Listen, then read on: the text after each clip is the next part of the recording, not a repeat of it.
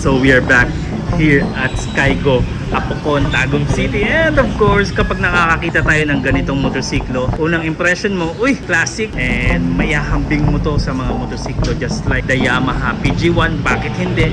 Pinag-uusapan na to ng marami. Papanggitin natin lahat ng nasagap ko na impormasyon dito kay Skygo, Apocon about this motorcycle right here. And kung ano yung mai-offer niya sa merkado. But before anything else, you know how it goes.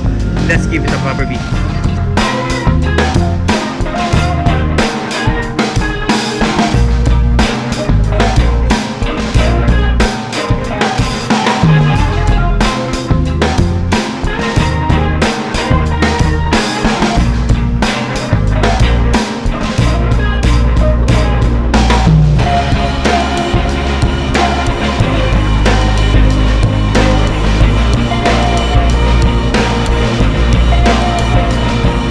So kung na-excite kayo nung nakita nyo si Spear 180, this one my dear friends, this is my bike. Kasi classic yung kanyang datingan. Simulan natin sa looks. When I said classic pero may modern touch ang kanyang harapan, meron po tayong headlight na bilog and meron siyang projector light with different modes my dear friends. One thing to notice as well is ang kanyang turn signal. Naka-LED pa rin ang kanyang datingan, kakaiba to be quite honest. And ito yung mga nagustuhan kong styling na nilalabas nila ngayon. At saka alam ko, maraming magrereklamo sa motorsiklo because it's a carbureted. Pero parang nakita kong branding niya sa kanyang carb is Keihin. It's a good brand. Gamit yun ng mga Japanese motorcycles as well. Pagdating sa kanyang displacement, 127 cubic centimeters po tayo na naka semi-automatic. Ang kanyang power, 10 horses at 8,000 RPM. 10 Newton meters of torque at 5,500 RPM. Apparently, we cannot start the bike pero ito yung nagustuhan ko sa kanya. Oh. Dito mo makikita yung kanyang gas tank. And ang kanyang gas tank, not a fake tank, full metal po siya. About 9 liters gas tank capacity. Ang kanyang fuel economy, depends on how you ride, can go up to 37 to 42 km per liter. That's a bike for a long ride my dear friends. Pwede mong gamitin kung gusto mong lumayo. Maybe Tagum, Kumati or Gobjen, pwede.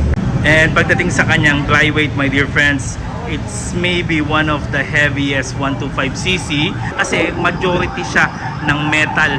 Wala kang gaano makikitang plastic sa kanya. 115 kilograms only. That's pretty much okay if you're going to ask me. Yung mga styling na pinaglalagay sa kanya, dekalidad. Ayan oh, metal, metal, metal, metal. Ang kanyang seat height, 770 millimeters. Ang ganda ni Ma'am Ay eh. From Skygo yan, Apocon. She's 4'11". Dali na! Pakitang gilas. Char. Alam mo ba, girl? Shoutout kay Ma'am Hazeline. Sales natin, link in the description.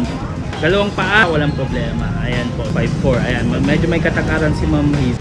Practicality on the ground clearance, 180 millimeters. Medyo may kataasan. It has some protection. Meron kasi siyang engine cover sa baba. At saka isa din sa part na nagustuhan ko sa kanya is the bars.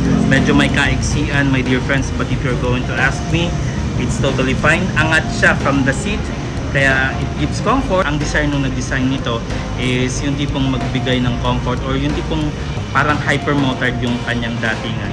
The controls, madami po. Meron tayong control dito ng lighting starting from 0 all the way sa may high beam or yung tipong malaking bulb niya. So parang pang safari yung kanyang datingan eh. Signals niya rin if you're going to check, it has some off signal. So kapag gaganunin mo, kailangan mo patayin. Pass switch niya, color red. How can you miss it? And also, meron din siyang kill switch on this part. Kitang-kita. Meron tayong additional starter switch aside from the kickstart. At saka additional to mention, shock lever nandito. And the juicy part. Digital po na bilog ang kanyang display. It's rather small but it's totally fine. It's beautifully done if you're going to ask me. Ang ganda ng itsura niya kasi makikita mo yung RPM dito, speedometer, auto, gear indicator medyo maliit nga lang pero maganda pa rin yung kanyang datingan. Fuel gauge, nandyan. Lightings, nandyan din. At saka I need to mention this one my dear friends. Sa tingin ko takaw gulo tong ganitong motorsiklo if you're gonna ride it on streets. Pero magagamit mo tong ganito kapag nag-offroad ka. Yung tipong pauwi ka na, madilim. Ganito yung styling ng kanyang ilaw. Ang liwanag talaga. Integrated po ang turn signals dito sa may likuran. And I truly love it kung hindi lang dahil dito sa part na to. Pero ang ganda kasi talaga ng kanyang itsura. Futuristic talaga siya, and the brake light, oh lala, ganda talaga eh. Oh, grabe, liwanag. Sometimes it's all about the preference, pero I dig the stainless around side mirror. If you're going to ask me, I love it. Pero kung gusto mo mag-bar end to make it look cooler, ikaw bahala. Meron tayong cover po dito na nakalagay Monarch. Ang kanyang USB port on this part, kitang-kita po. Available with the branding as well. At saka isa sa na-appreciate ko sa kanya is yung kanyang backseat. May kakapalan, pwedeng umupo yung katulad ko na may provision ng comfort, and also the seat for the rider as well, my dear friends. Ang kapal eh, ayan no? Grabe, and malapad siya. And pulido yung pagkakayari. Saka naman, kung gusto mong mag solo ride, madali siyang baklasin. Tatanggalin mo lang yung kanyang seat, may top box ka na. Tatanggalin mo lang yung pillion peg, simple lang. Tatanggalin mo siya dito, okay na, pwede ka na mag solo ride. Yung hindi ka pag-iinitan ng misis mo or ng girlfriend mo. Ang kanyang foot controls, panalo po. Heat guard, medyo may pagkatalas po yung kanyang foot brake. Easy and relaxed po tayo sa ating gear shift. And ayan, kung magpapalit ka, swing arm, very rigid if you're going to ask me. Maganda pa rin naman ang pagkakayari. I think it's not just for the comfort. I think it's for yung tipong masasabi mong kailangan matibay ka kasi pupunta ka ng mga lugar na hindi napupuntahan ng mga usual street bikes. So masasabi mo talagang scrambler siya. Front fender, bigatin din. And may additional siyang fender or guard on this part para hindi matalsikan ng mga maduduming bagay. Well protected din ang iyong paa sa exhaust kasi may heat guard siya. May heat guard din on this part as well. Meron siyang basket bracket sa kanyang harapan at saka isang additional na bracket para sa iyong biyahe. Customizable din po. Dito tayo. Design wise, it's white. Para sa akin, okay lang. If I'm going to get something, maybe the yellow or maybe the green na nakita natin sa picture. Pero ito, panalo pa rin. And para sa akin, ang linis niya tignan. Anyway, let's proceed more on what it offers. Sa kanyang harapan, meron tayong telescopic front fork.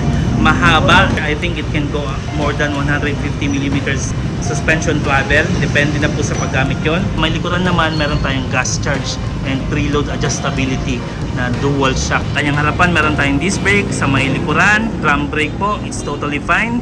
Sa tingin ko, magagamit mo to yung tipong gusto mong mag-exhibition sa off-road kasi nga naka-drum brake tayo. And ang kanyang tires, tube type po tayo. 18-16 po ang kanyang sizes sa harapan at saka sa likuran. Sa may harap, 2.75 po tayo. Sa may likuran naman, 3.5. At saka isa sa ma-appreciate mo sa kanya is yung kanyang likuran. Malaki talaga yung umbok, dual sport tires or pang all-terrain tires siya. At saka yun nga, isa sa nagustuhan ko sa kanya is yung kanyang ilaw. Daytime running pa lang, napakaliwanag. Kung babiyahe ka talaga ng gabi, kitang-kita ka talaga sa motorsiklo na to. So price-wise tayo my dear friends, ang Axis 125, SRP 77,000 Philippine pesos. Medyo may kataasan pero para sa akin, wala ka nang kailangan i-customize pa kasi well provided na siya sa lahat. With down payment, 3,000 Philippine pesos only. Ang kanyang monthly, 3,817, 36 months po yan. And ang kanyang rebates, 200 Philippine pesos. Massive shoutout kay Skygo Apocon Tagum for giving me a time to vlog on their showroom. And yun nga, may pangako tayo sa kanila eh. Kapag umabot ng 10,000 views yung video, magpapapizza ako. Alrighty!